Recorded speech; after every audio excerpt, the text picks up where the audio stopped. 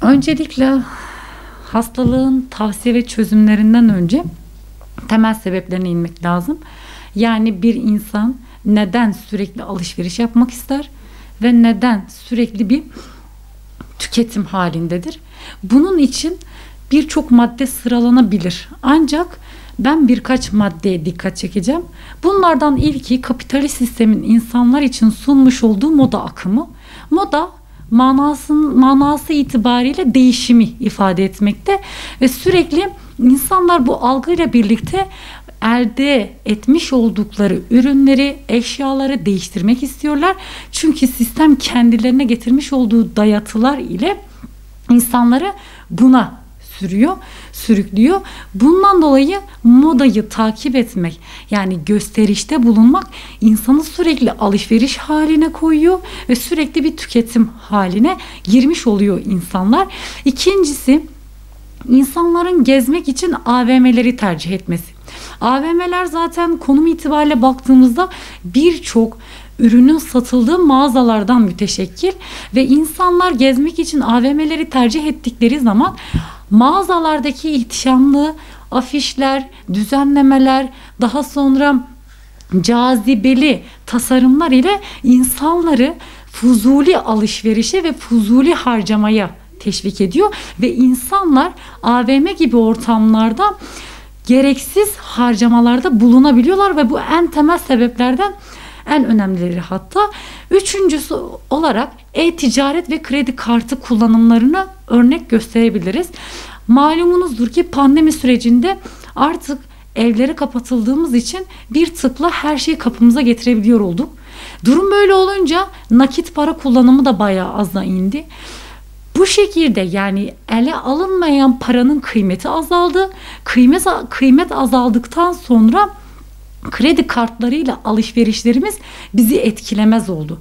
Yani kişi online üzerinden yapmış olduğu harcamada üzülmüyor ve kendisine bir sınır koymuyor. Limitler artırıldı. Durum böyle olunca gereksiz ve fuzuli harcamaların önüne geçemez olduk. Sonuncusu ve günümüzde, yani günümüz Türkiye'sinde en çok gündemde olan efsane cuma, ondan sonra flash indirimler, saatlik indirimler gibi sahte indirimler ile insanlara psikolojik anlamda bir yön gösteriyorlar. Yani kişi sürekli şöyle düşünüyor: kaçırırsam, ya bu indirimi kaçırırsam, ya bu indirim olmazsa gibi düşüncelerle aslında belki de ihtiyacı olmadığı şeyi alma mecburiyetinde hissediyor. Ama delirdiği gibi, yani olduğu gibi sahte indirimler. Aslında indirim yok.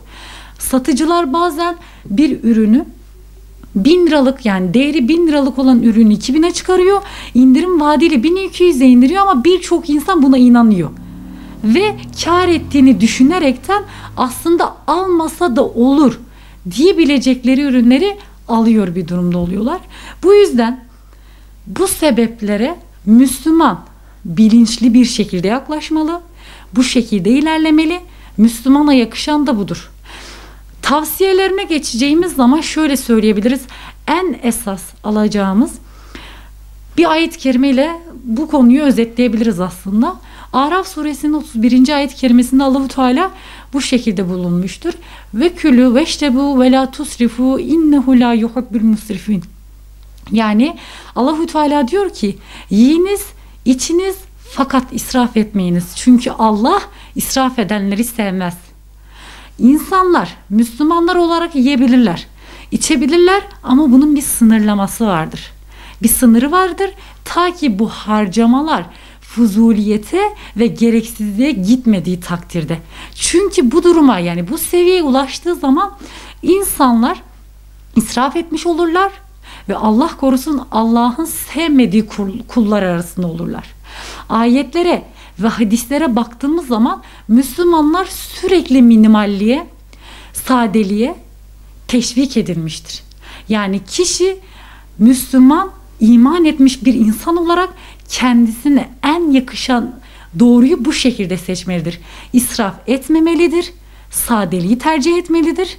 Çünkü sadelik kişiyi olgunlaştırır, kişiyi Müslümanlık noktasında en güzel seviyeye ulaştırır. Daha sonra şöyle de diyebiliriz. Bazı insanlarda alışveriş yapma fıtri bir şeydir.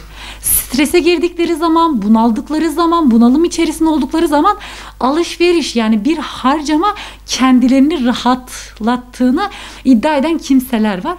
Bu tür insanlar için de tavsiyemiz şöyle olabilir.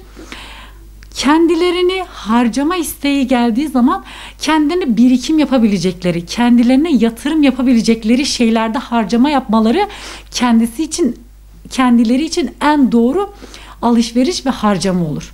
Kendilerine yatırım yapmak, kendilerini geliştirebilecekleri şeylerde paralarını harcamaları kendileri için en doğru şey olur.